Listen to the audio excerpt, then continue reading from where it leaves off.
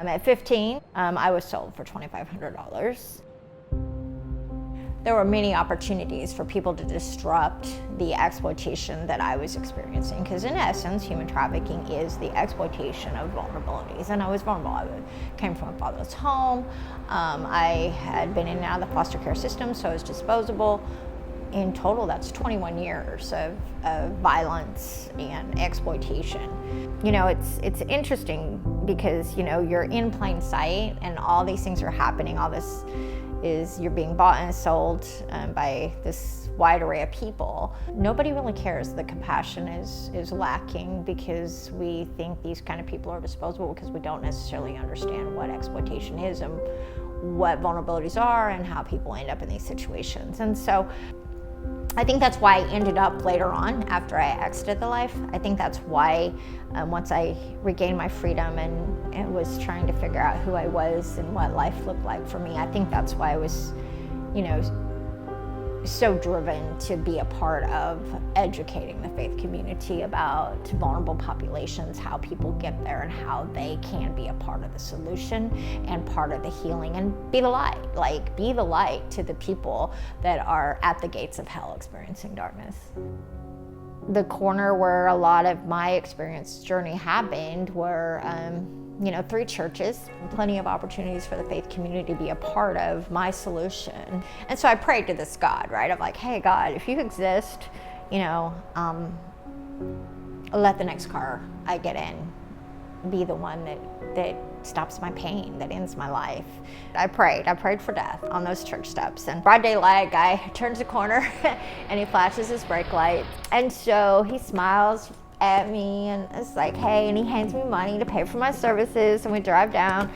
He came around to my side of the car and he pulled me out and he beat me and raped me. And in that moment, I could only think, I prayed for mercy. I prayed for this to stop and it's gonna all be over.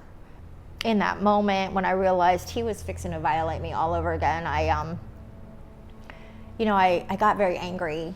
In this rage that overtook me, I had a chance to get the gun, and I did. And the tides turned. I told him to get on his knees and give me a reason, let him live. And in that moment, he told me about his wife and his kids and his job, and he shared how valuable he was. And I intended to murder that man that day. I believe God interceded on my behalf in that moment to give me the strength to not take his life, because taking his life would have been the easy way out. I emptied the gun into the ground and I left him there. That was kind of my freedom date, you know, if you will. It was the day that I chose not only his life in that moment, but I chose mine. I met a guy and got pregnant. I had a really bad headache, go to the hospital, and like got this horrible headache. And then come to find out, you know, 3 days later, I'm completely blind. And the doctor comes and tells me I have inflammation in my brain, and we have medication that will take the inflammation away, and that's what's causing the blindness. And if we administer this medication, it's going to take the life of your unborn child. So I was faced with the choice of, you know, my baby or my eyesight.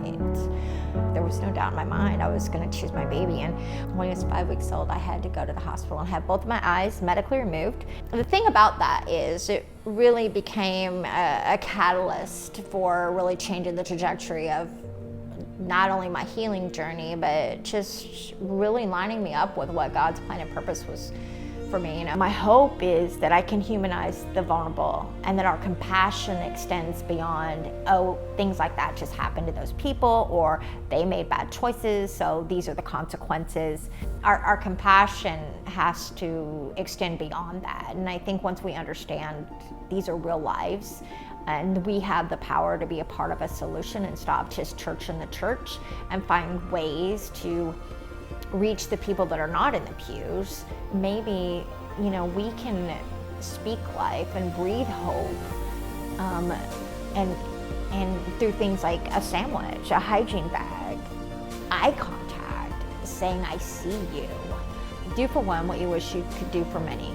right? One person at a time. We change that person's life, we change our community, and in turn, eventually we change the world because we're all doing something. But we have the opportunity to be the catalyst that plants the seed, that lets someone think that they're worth something more than what has happened to them or what they have done. And we're supposed to be breathing life. We're supposed to be speaking hope. We're supposed to be the light, right? And that light is Jesus Christ.